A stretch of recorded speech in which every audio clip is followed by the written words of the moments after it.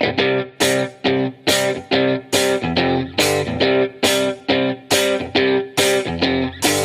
built the most enormous boat that kept the birds and animals afloat. The Lord was good, the Lord was strong, and Noah lived his life for him.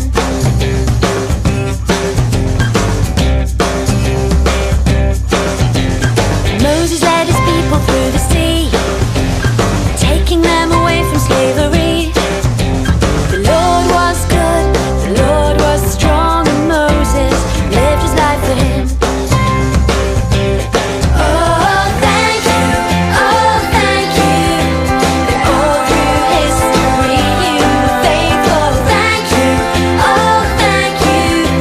that you are just the same when it comes to me. When it comes to me.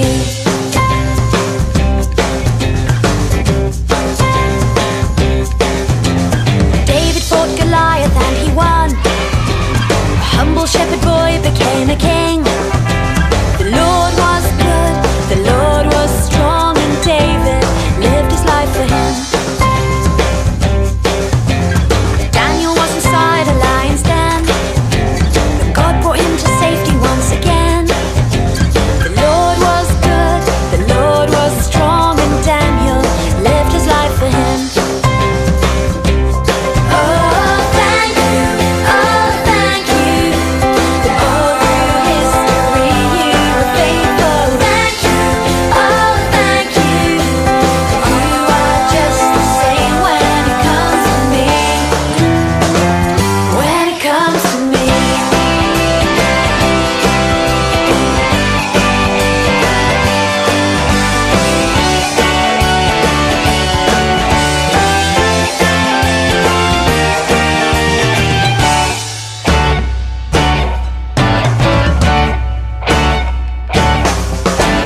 Jesus died to take away our sin, so we could get to know our God again.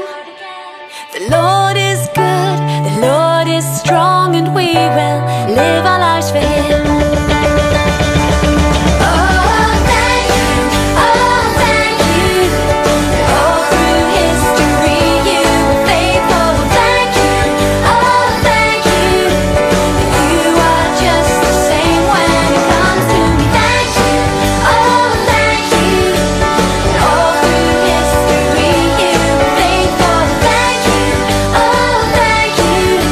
that you are just the same when it comes to me. When it comes to me. When it comes to me. When it comes to me.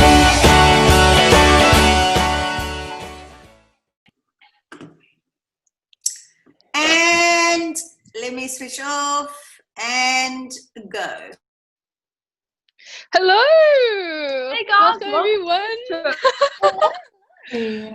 It's gonna be a fun, exciting day for us. I think so.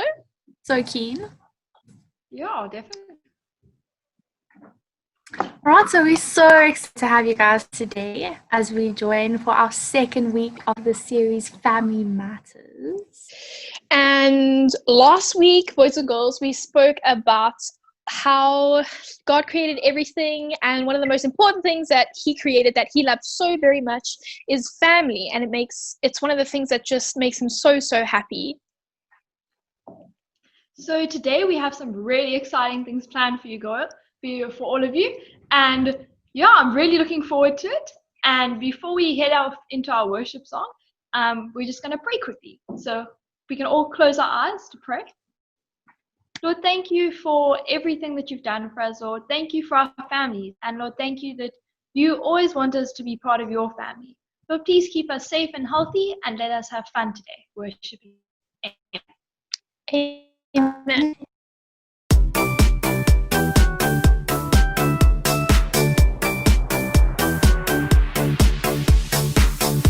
You keep your promises. I know I can trust in you. When you speak it, God, you do it. Your words are always true.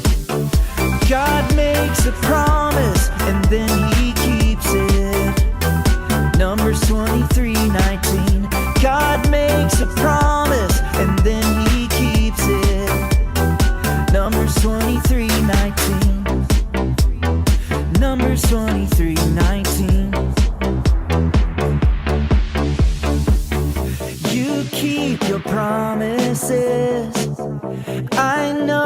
can trust in you. When you speak it, God, you do it. Your words are always true. God makes a promise and then he keeps it. Numbers 23:19. God makes a promise and then he keeps it. Numbers 23:19. You promise to make me strong. You're with me all day long. You have good plans for me. So I will sing. God makes a promise and then he keeps it. Numbers 23:19. God makes a promise and then he keeps it. Numbers 23:19. Today we have us a really awesome message, and we don't want to give any spoilers. So let's open our hearts and our ears to what Megan has to share. Hey guys! So today we're going to be talking about imperfect families. And in our story, there's a guy called Abraham and his wife called Sarah. And basically they are the imperfect family. So many years ago, before our story takes place, the Lord spoke to this couple and they said to them, they're going to have a baby. They will one day have a child. But it's many years later, they're already grey and they've got wrinkles and they're like as old as Granny and Grandpa, so like 100 years old, obviously. And they still had no child. But 3 angels appeared to them and said to them that they were going to have a baby in their arms by this time in a year. So in a year's time, they would have a child.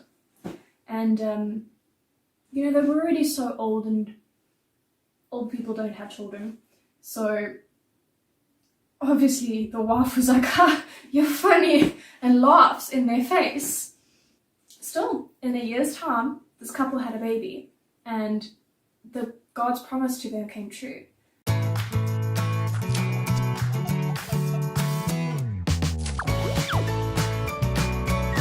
The Faithful Hall of Fame. Sarah.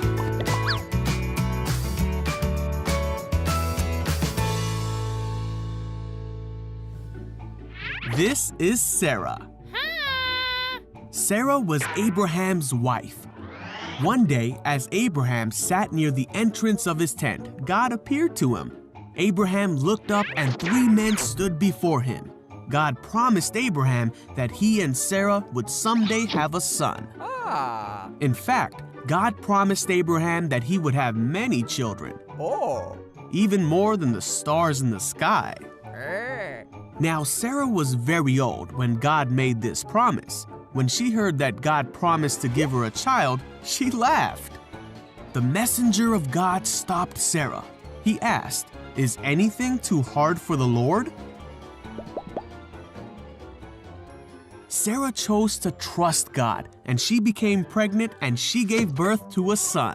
The son's name was Isaac. God's promises came true for Abraham and Sarah.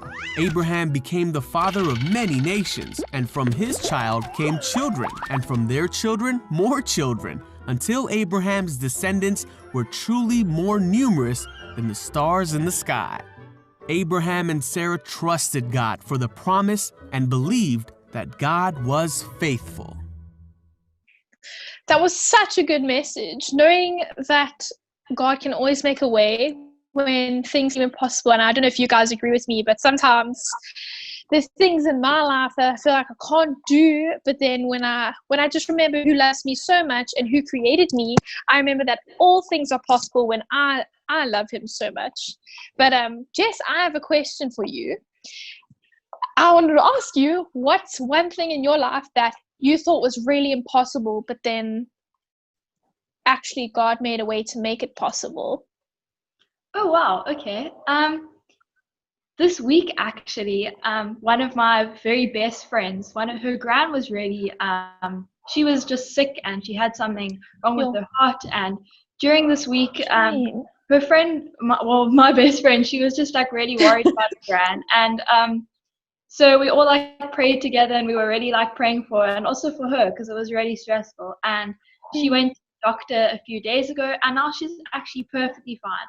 So I think this, and that seemed impossible that the Lord could create a miracle like that, and the way that He answers prayer.